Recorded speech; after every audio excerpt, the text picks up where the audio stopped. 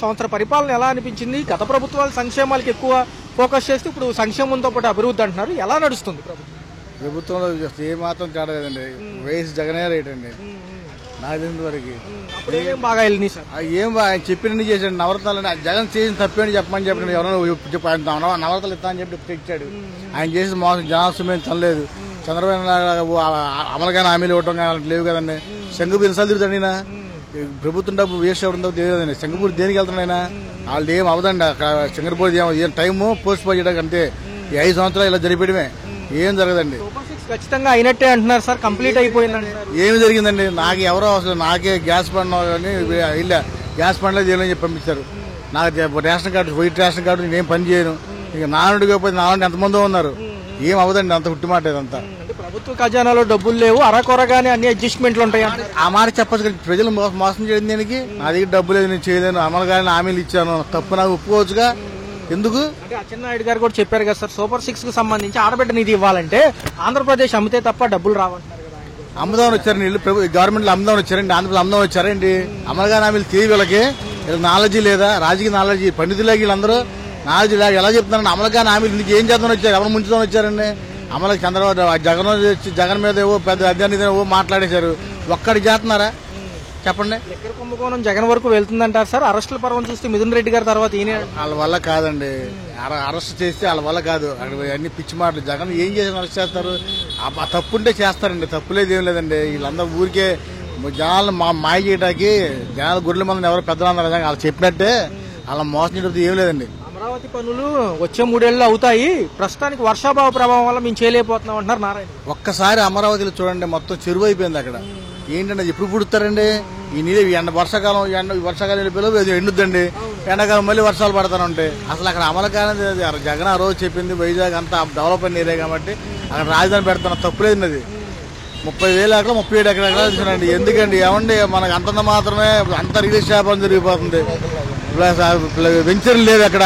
అంత వెంచర్ లేదు. ఉన్న పండే భూమిని తీసుకెళ్లిపోయి అమరావతి అని చెప్పి అంటున్నారండి. ఎంతో కట్టది?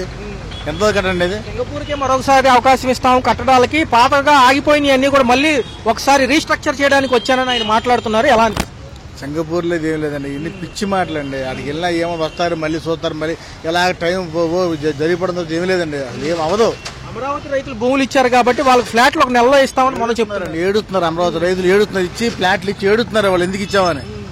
రెండో దశ ల్యాండ్ పూలింగ్ కూడా ముందుకెళ్తాము, మరొక 44,000 ఎకరాలు కావాలంటున్నారు. అది కూడా సబ్ కమిటీలో చర్చించి మళ్ళీ రైతుల దగ్గరికి వెళ్తామంటున్నారు. అన్యాయం అండి. మరి రైతు మళ్ళీ అన్యాయం చేయడమే. ఒకసారి తప్పు చేసేది సరిదిద్దునే ఇది లేకుండా మళ్ళీ ఇంకా 1,000 ఎకరాలు కావాలన్నారు. ఎక్కడి నుంచి వస్తాను? మన విస్తీర్ణం ఎంత అండి? మన ఆంధ్రప్రదేశ్ విస్తీర్ణం ఎంత చెప్పండి?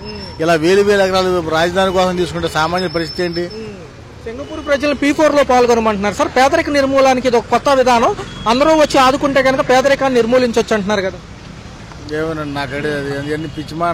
నేనే నమ్మనండి అసలు. నాకు ఎందుకంటే ప్రభుత్వం ఆ పార్టీ కాదు, ఈ పార్టీ కాదు. నేను ఎందుకంటే నేను ఒక ఆంధ్రప్రదేశ్ లో పుట్టిన పౌరులుగా చెప్తున్నానండి. నేను ఇండియా సంగతి తీసేయండి. మనకు ఉన్న వారికి ముందర వార్డు కార్పొరేటర్ల గురించి అలా చెప్తున్నాను.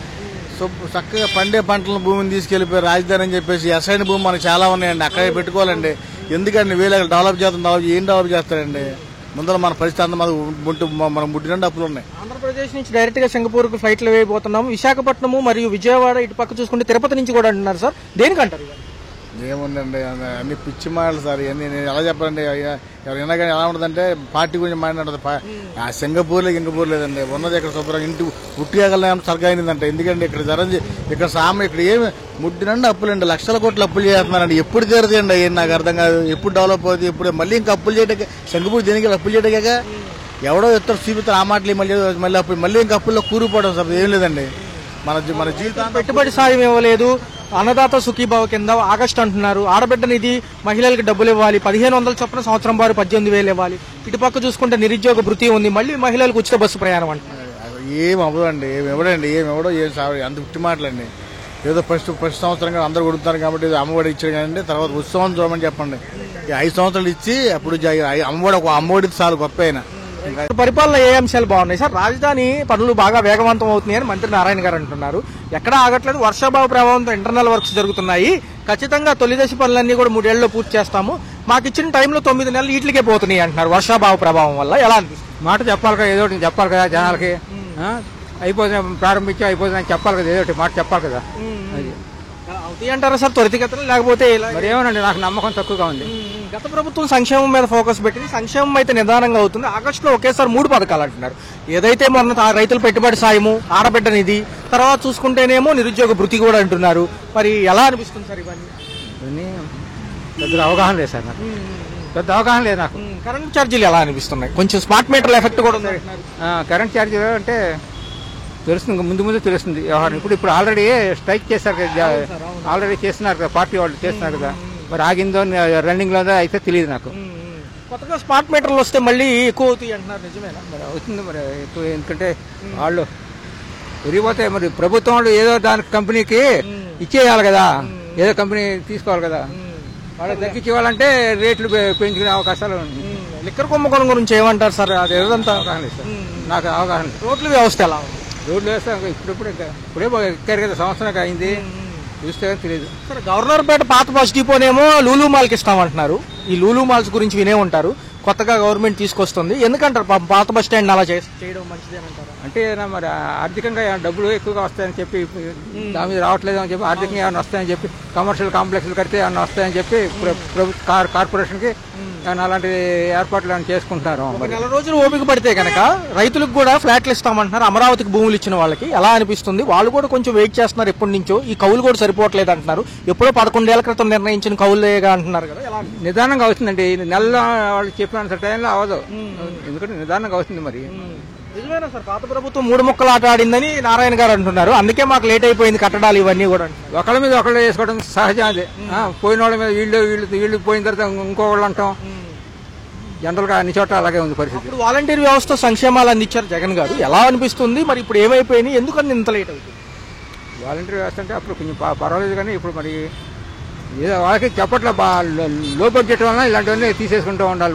అది కాకుండా పాత ప్రభుత్వాన్ని డామినేట్ వాళ్ళ యొక్క పేరు ఉనికిని రూపుమాపాలని కూడా ఉంటూ ఉంటాయి వ్యవహారాలు. జగన్ గారి వరకు అరెస్టులు వెళ్తాయా? ఎలా అనిపిస్తుంది సార్ సంవత్సర పరిపాలన చూసుకున్నట్లయితే? కూటమి ప్రభుత్వం మంచి వేగవంతంగా అమరావతి పూర్తి చేద్దాం అనుకుంటుంది. ఒక పక్క సింగపూర్ పర్యటనతో పాటు ఇక్కడ పనులు కూడా వేగవంతం చేసే కదా.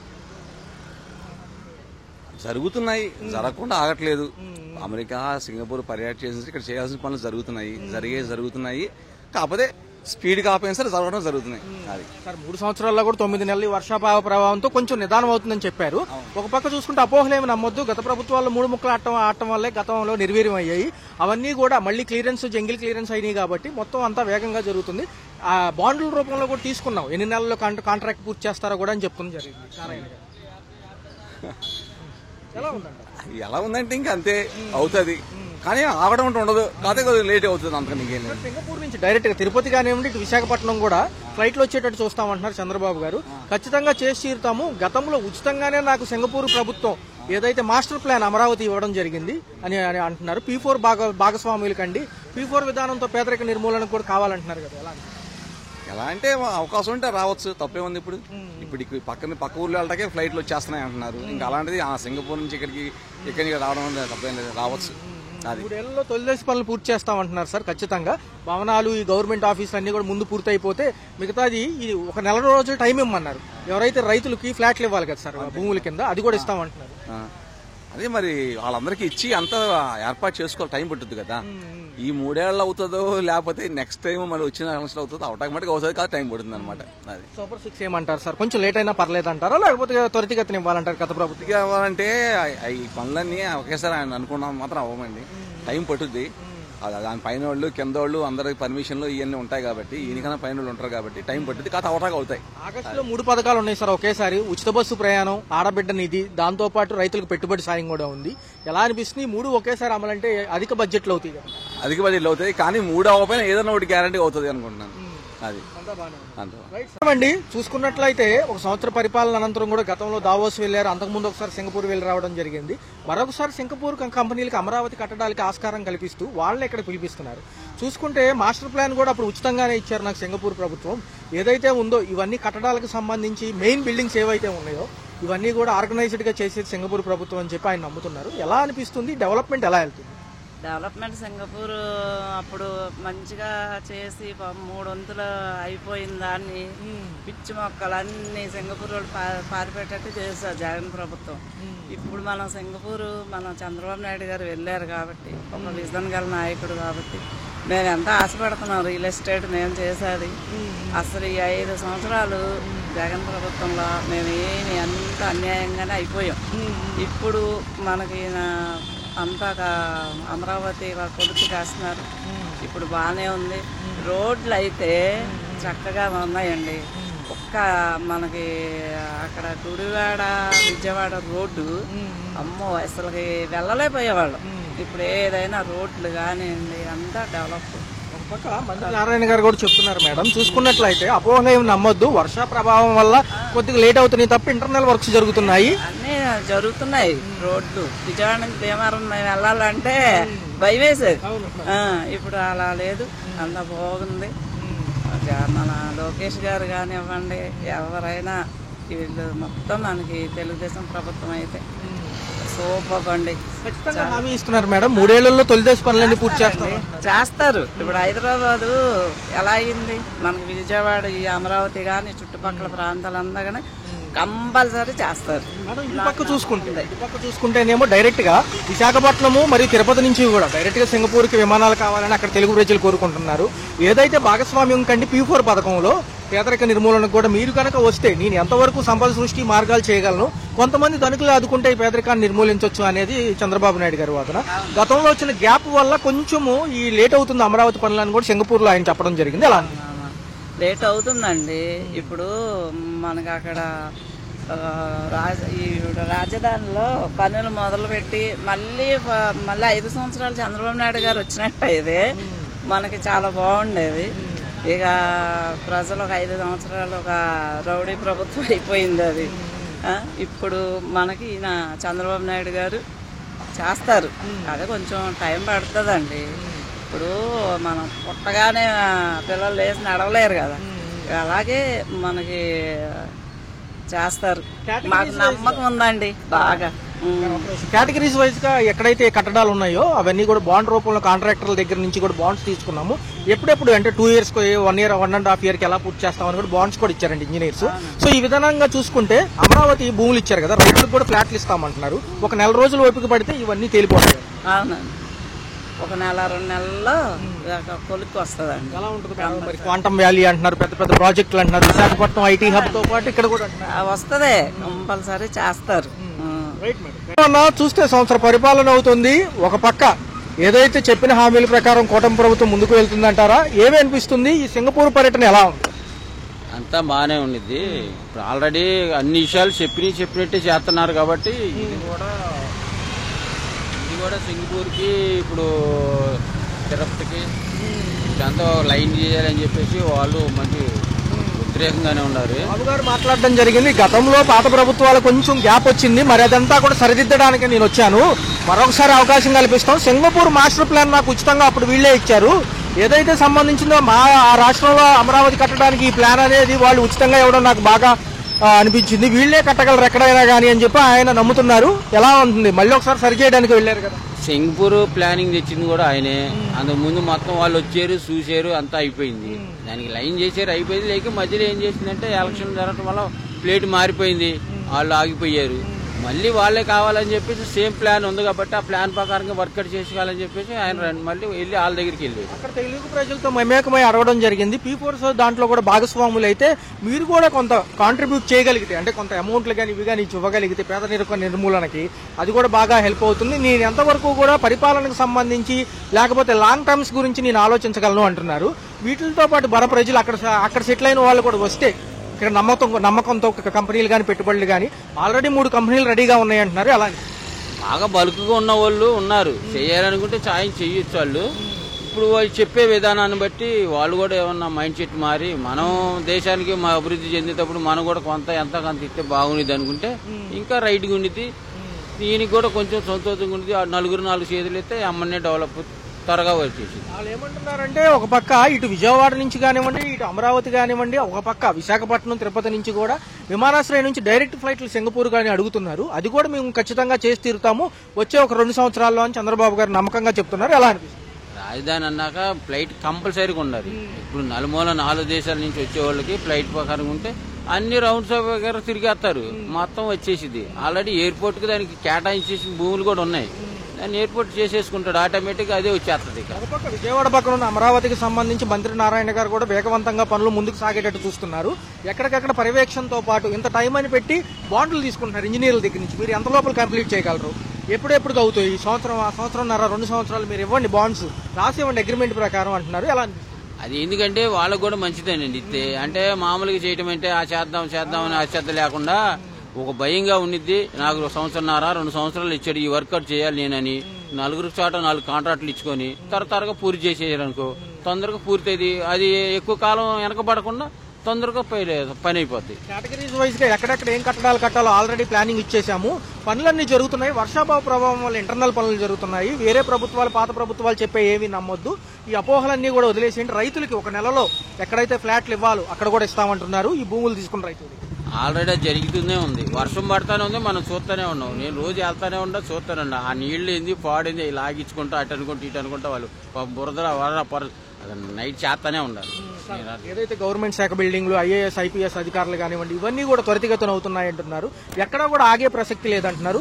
గతంలో 3 ముక్కలాట్ల ఆ ప్రభుత్వం ఆడడం వల్లే మాకు గ్యాప్ వచ్చింది, ఇంత నిర్వీర్యమైన జంగిల్ క్లియరెన్స్ పనులు ఇవన్నీ ఇంత టైం పట్టిందని క్లారిటీగా చెప్పడం జరుగుతుంది. ఎలా ఉంది?